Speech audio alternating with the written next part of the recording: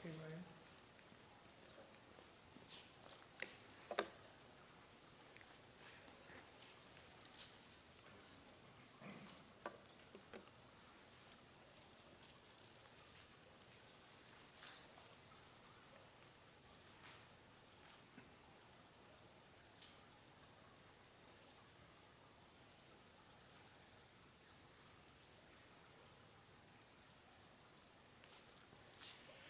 Good morning, and welcome to the Co-Cathedral of St. John the Evangelist. I'm Father Jerry Mann, and I'm the rector here at the cathedral, and welcome you. We also reach out to those live streaming with a genuine welcome for this historic day with wonderful news, and Bishop Barron is here, and I'll introduce him in a moment. I'm standing under Peter and Paul, and it would be put on your screen. And we know from our tradition that as we leave Mass, we are to go out to all nations proclaiming the good news of Jesus Christ. And that's our kind of commissioning. But one of the things that's become clear also for Bishop Barron in coming to our city is that all nations come to us because we are neighbors with the Mayo medical community. So every day there are patients, there are families of those who are seeking healing, and there are all of the employees who come from all nations in the world. So we go out to all nations, and all nations come to us and here in our parish community. Today, in this historic announcement that Bishop Barron will make in a moment, we think about going out to all counties. So we have 20 counties in the Diocese of Winona-Rochester. So this city is a place with new life. And we go from this city, from this Co-Cathedral, and from soon what will be a very central part of this local church of Winona-Rochester. I'm sure, Bishop Barron, you are learning how to find things in 20 counties, from the Mississippi, yes, to the Dakota border. And one of your predecessor, who was also from Chicago, when he arrived here in 1987, he was finding his way to all of these counties. And he arrived in Plainview, which is near here, Rochester. He's getting out of his car, and people are greeting him and welcoming him, and he feels very much a part of their life. And he's walking into the church, and then they inform him he was at the Lutheran church. So this particular predecessor had a great laugh, and so he's laughing at himself and enjoying his mistake. But I only say that in the sense that we have a large territory that includes our church and our Diocese of Winona-Rochester, and so much in need of centralizing in a more specific way. Pope Francis appointed Bishop Barron to our diocese. Our diocese is 133 years old. It was established in 1889. And with our 9th bishop, Bishop Robert Barron, on June 2nd, not so long ago, we had a press conference for his introduction to our local church. And we're delighted in this historic day to welcome you, Bishop Barron. Let's give him a big hand of welcome. And yeah. Thank you. Monsignor Mann, thank you very much, and good morning to everybody. Well, I have the very special joy of announcing publicly today that we're moving the headquarters of our diocese from Winona to Rochester and building a new pastoral center in this great city.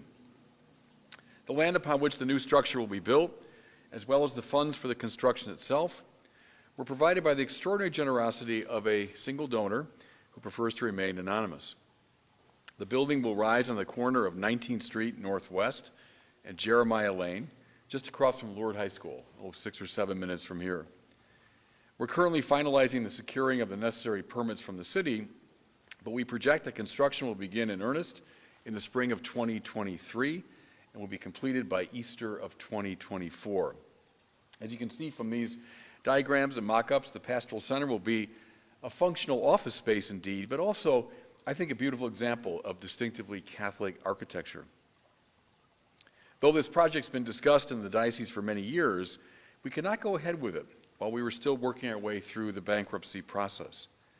But the final payment into the settlement trust was made last month, and all of our financial obligations relative to bankruptcy have been met.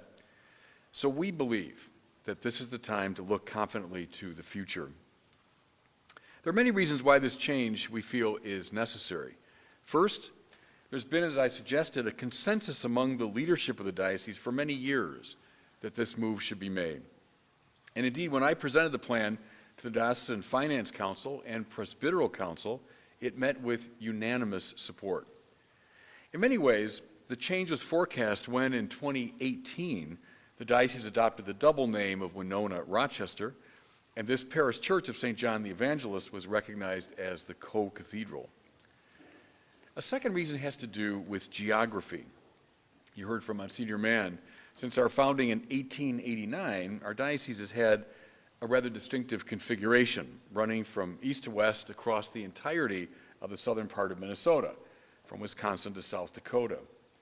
And the headquarters has, for all these years, been situated in the furthest eastern extreme of the diocese.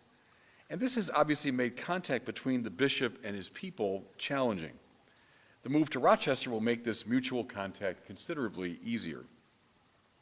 Moreover, the concentration of population in our diocese has shifted very much to the corridor between Rochester and Mankato.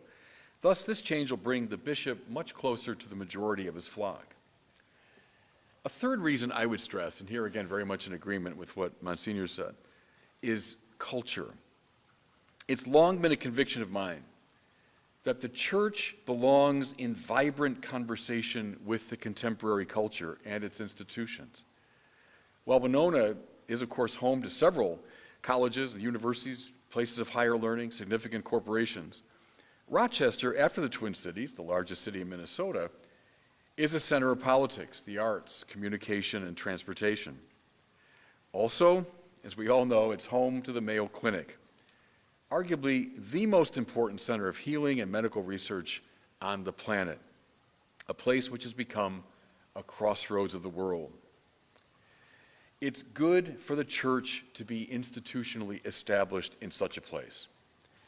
If I were to sum up all these reasons, and I'm glad Monsignor made reference, I'll have to confess to you, before this morning, I never noticed those two renderings of Peter and Paul, but how appropriate. They're two great figures of evangelization, and that's how I would sum up the reasons for this. Evangelization is the announcement of Jesus Christ risen from the dead. This task, entrusted to the church by Christ himself, is what every ecclesiastical office, movement, or structure is finally about. My prayer this morning is that our new pastoral center will allow the Diocese of Winona-Rochester to fulfill its evangelical mission more effectively than ever. And with that, everybody, I'd be delighted to take any questions you have in regards to this project. And again, thanks for being here this morning. You're in fact moving your headquarters. Yeah. Is that right?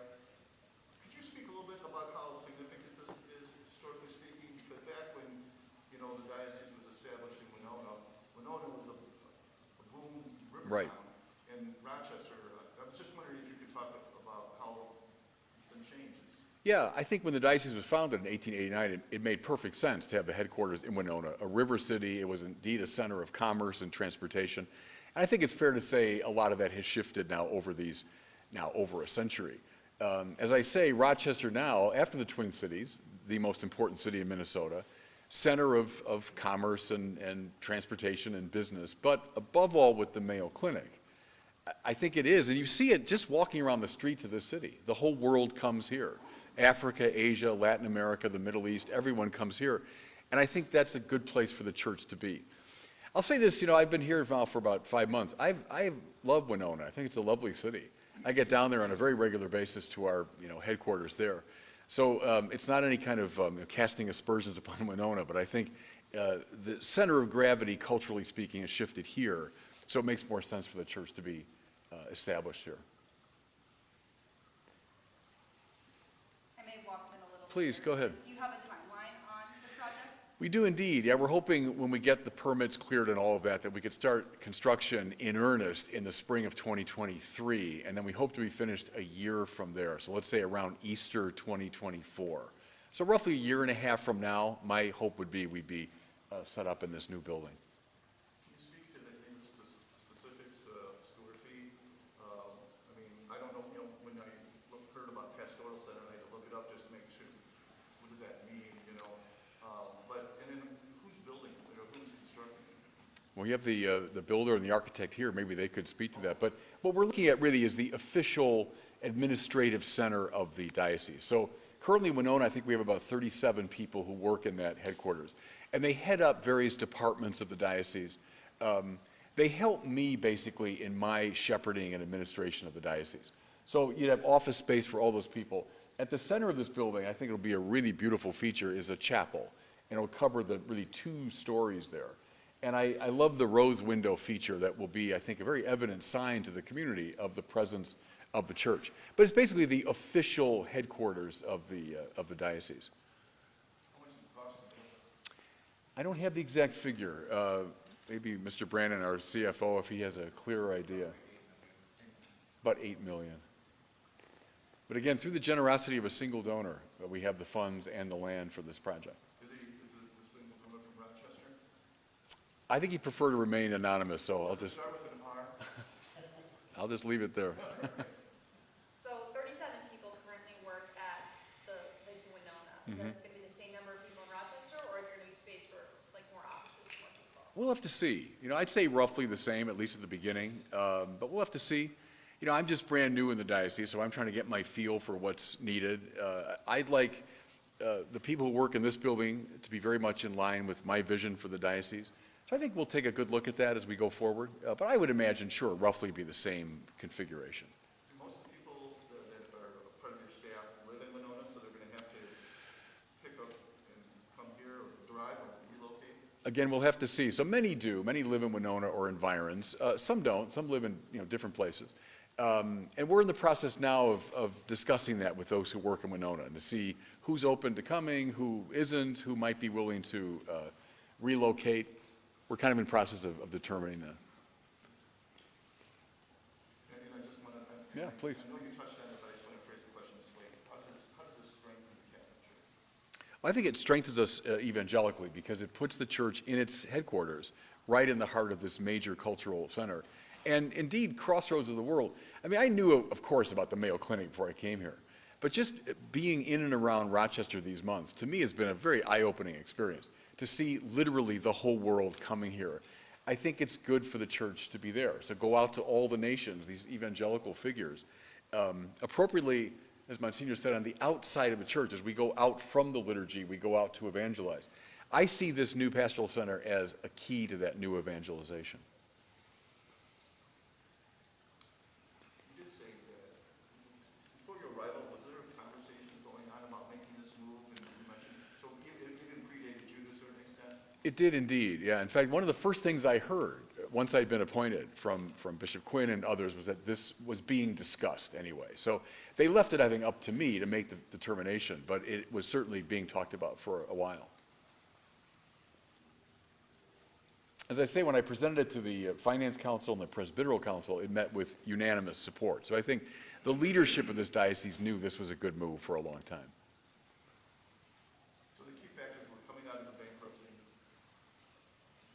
the donation from the anonymous donor. I mean, because if you think about it, the trends, Rochester growing and becoming this, it's been going on for a long time. Yeah. So the timing is kind of interesting, if you know what I mean. Well, we just feel that all of our, financial and moral obligations in regard to bankruptcy were met.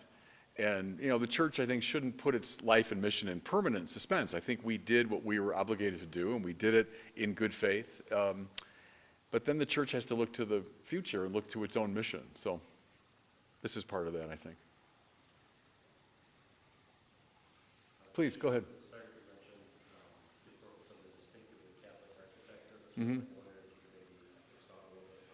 Yeah, I mean, you can see it's a functional building. It's an office building, so we're not building a cathedral, which would obviously have its own distinctive profile.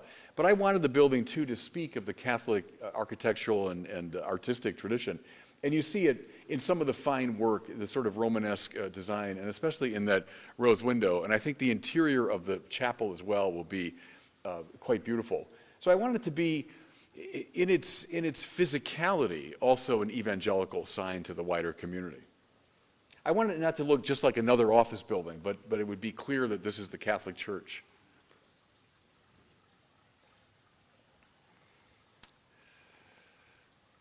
Thanks, everybody. God bless you. Thanks for being here today and sharing this good news. God bless you.